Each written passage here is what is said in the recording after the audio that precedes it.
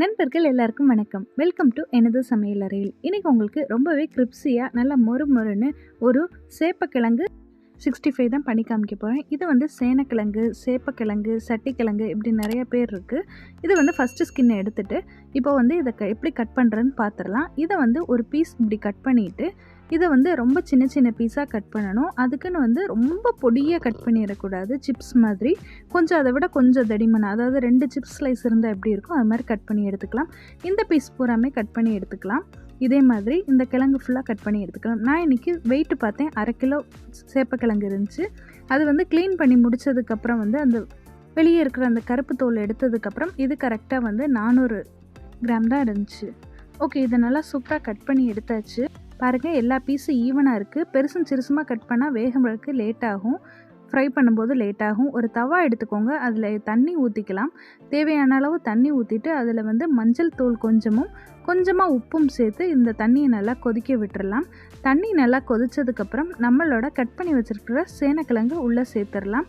Shape ஒரே மாதிரி இருந்தால் தான் வேகிறதுக்கும் வறுக்கும்போது நல்லா குக்காகிறதுக்கும் சூப்பராக கரெக்டான கன்சிஸ்டன்சியாக இருக்கும். ஓகே, இது ஒரு 5 நிமிஷம் குக் ஆகட்டும். குக் ஆனதுக்கப்புறம் இதை பார்க்கலாம். ஒரு மூடி போட்டு கூட நீங்கள் குக் பண்ணிக்கோங்க ஒரு 5 நிமிஷம். ஓகே, இது ஒரு 5 நிமிஷம் கழித்து பார்க்கும்போது இது ஒரு 50%, அதாவது பாதி நல்லா வெந்துருச்சு, பாதி வேகாமல் இருக்குது. அது ஃப்ரை பண்ணும்போது வெந்துடலாம். ஒரேடியாக வெந்தால் எண்ணெய் குடிக்கும். ஓகே, இப்போ தனியாக ஒரு பவுல் எடுத்துக்கலாம். அந்த பவுலில் 1 ஸ்பூன் இஞ்சி பூண்டு paste, ginger garlic paste add பண்ணிக்கலாம். அடுத்து பார்த்திங்கன்னா ஒரு 1/4 ஸ்பூன் உப்பு சேர்த்துக்கலாம். ஏற்கனவே கிழங்கு வேகிறதுக்கு உப்பு சேர்த்தனால அளவாக உப்பு சேர்த்துக்கோங்க. அடுத்து பார்த்திங்கன்னா மிளகாய்த்தூள் ஒரு ஸ்பூன் சேர்த்துக்கிறேன். மிளகாய்த்தூள் 1 ஸ்பூன் சேர்த்ததுக்கப்புறம் மஞ்சள் தூள் 1/2 டீஸ்பூன் சேர்த்துக்கலாம். மஞ்சள் தூள் சேர்த்ததுக்கப்புறம் இதுக்கடுத்து நான் இன்றைக்கி சிக்கன் மசாலா தான் சேர்க்க போகிறேன். நீங்கள் எந்த பிராண்ட் இருந்தாலும் சிக்கன் 65 மசாலா சேர்த்துக்கலாம். நான் இன்றைக்கி பிரீத்தி சிக்கன் 65 மசாலா தான் சேர்த்துக்கிறேன். உங்களுக்கு இந்த சிக்கன் 65 பேக்கெட் மசாலா சேர்க்க விருப்பம் இல்லாட்டினால் 1 teaspoon garam masala, 1 teaspoon மல்லிப்பொடி, 1 teaspoon cornflour மாவு, 1 டீஸ்பூன் அரிசி மாவு இதெல்லாம் சேர்த்துக்கலாம். அப்படி இல்லாட்டினா இந்த பவுடர் யூஸ் பண்ணிக்கலாம், ஏதாச்சும் ஒரு 65 பவுடர். அடுத்து பார்த்திங்கன்னா நான் ஒரு ஸ்பூன் தயிர் சேர்த்து இதை மிக்ஸ் பண்ணிக்கிறேன். தண்ணி ஊற்றி மிக்ஸ் பண்ணுறதுக்கு பதிலாக தயிரும் இஞ்சி பூண்டு பேஸ்ட்டும் நம்மளுக்கு மிக்ஸ் பண்ணுறதுக்கு கரெக்டாக இருக்கும். பாருங்கள், சூப்பராக மிக்ஸ் பண்ணியாச்சு.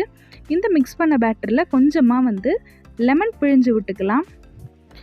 லெமன் பிழிஞ்சதுக்கப்புறம் இதையும் ஒரு மிக்ஸ் பண்ணிவிட்டு வேக வச்ச சேனக்கிழங்கையும் உள்ளே சேர்த்து நல்லா மிக்ஸ் பண்ணிக்கலாம்.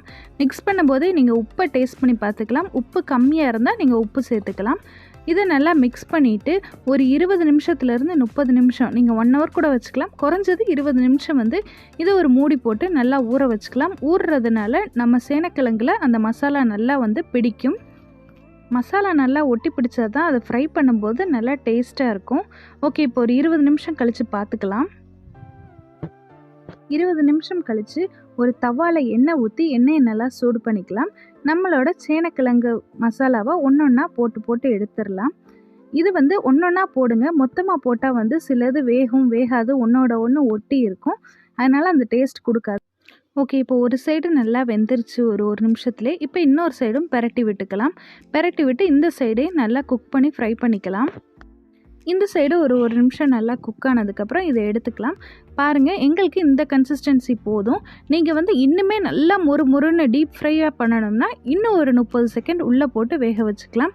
நான் ஓரளவுக்கு வெளியே மொறுன்னும் உள்ளே கொஞ்சம் கடிக்கிற மாதிரி இருக்கிற மாதிரி தான் பார்த்துருக்கேன். அவ்வளோதான் இந்த ரெசிபி.